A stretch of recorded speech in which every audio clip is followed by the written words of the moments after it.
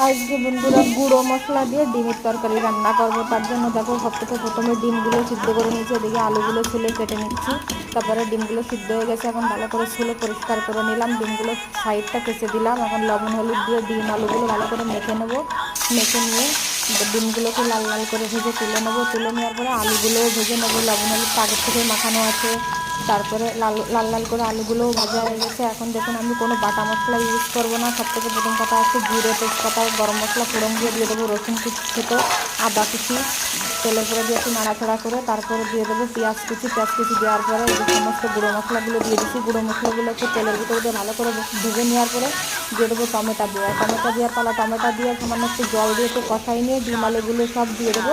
তারপরে ডিম আলুগুলো দেওয়া হয়ে গেছে। এখন ভালো করে মশলার সঙ্গে ভালো করে নাড়াচাড়া করে কষিয়ে নিয়েছি। এখন ঝোলে জল ঢেলে দিয়েছি, জলে জাল উঠে গেছে। জল সমস্ত মশলা দিয়ে